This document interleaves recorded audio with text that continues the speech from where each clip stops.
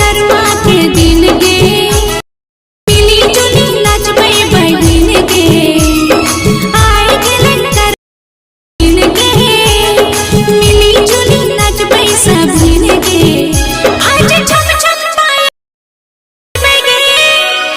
मिली जुली जवा के जगबे के आज छम छम पाए